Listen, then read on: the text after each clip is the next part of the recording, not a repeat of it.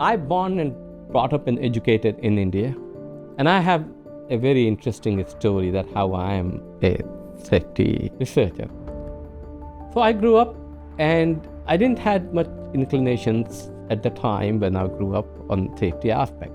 But when I was in my early education, in 1984, I happened to see a lot of news in the black and white TV and the newspapers of what happened in Bhopal. So, unfortunate night, methyl isocyanate, which is a very toxic chemical, leaked. And that part of India in December observes cooler temperatures. So what this release has caused, that rather than getting diluted and dispersed while, it remained to be more ground-based and dispersed in the populated area and caused a very large number of fatalities. The number could be as large as 30 plus thousand people died in one night. So I did my chemical engineering like anybody else, and to be honest, I didn't know what I'm going to do when I did chemical engineering. But a time came when I wanted to pursue graduate studies. I joined my early career to work on IIT Kanpur on the topic of liquid extraction, a very traditional topic of that time and highly computational. But it only interests me for 3 days.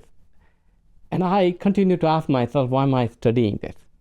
And it is that time that I had a divine intervention, please forgive me saying that way, that I felt, why would I do this? I want to do something more meaningful. And then it occurred to me, I should study safety. And the trigger of that was somebody up in the southern part of India was looking for a scientist to pursue that. So I reached out to him. He had interviewed me and said, yep, I'll be happy to have you as a part of the team. And that's how I started my career. Safety at that time in early 90s was not at all a topic. It was believed to be a common sense. Everybody need to know and know this and practice it. It was simply a common sense. Everybody knows wearing hard hat, boot, and not to do what not to do. I knew Barry O'Connor Process Safety Center for a very long time. Dr. Sam Mannan, the very early director of who took up this center to a greater height, and I began my career, I tried to emulate what they've been doing and did it in the northern context, in the Canadian education space context. So once I moved to A&M and took up the role of director of Barry O'Connor Process Safety Center, I often begin my conversation with the people, both formally or informally, explaining who is Mary, the name we carry. Mary O'Connor was a chemical engineer. She was a superintendent engineer on fateful day when there was a major accident in Pasadena Phillips 66 plant. And that accident took her life along with other engineers. Mike O'Connor, definitely devastated by loss of Mary in that tragic accident, has to overcome his own personal grief and all, but truly make a determination that Mary's name and legacy of what she has done early to recognize this live forever. And that's what he did. He reached out to many institutions and finally agreed to work with Texas A&M to create Barry O'Connor Process Safety Center, where he actively continued to work with the researchers, with the engineers, with the scientists, to continue carry the message that we are here not to do just any work, but the work that directly influences saving life. This is a very touchy topic to heart, those who are practitioners of process safety.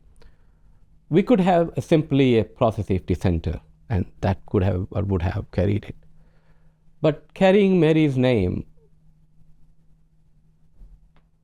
keep us reminded why we exist and what is our key role or our main goal is.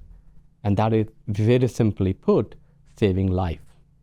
Whatever be the context, whether it's energy, whether it's chemicals, whether it's automations, saving life. We want to ensure that those who come to work return home safely.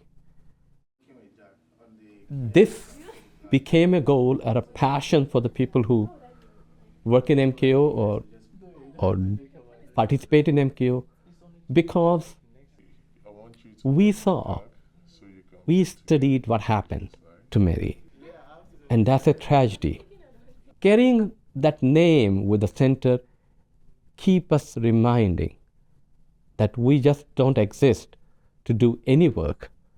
Our work should have a direct influence, direct impact, whether it's in policies, whether it's in knowledge, whether it's in technology development. We need to continue making contributions that help saving life. So often people ask me, what have you done over the last 3 decades working in this field, as an example? I don't know what I have done, but one thing I do feel sometimes when I reflect back, perhaps with the help of my students, my collaborators and others, I was able to transform a common sense to a common science. Today, we can able to teach safety in a classroom, just like process calculation, thermodynamics. So that's where I believe those who have made a collaborative and contributive effect to translate that or transform that common sense approach to a common science.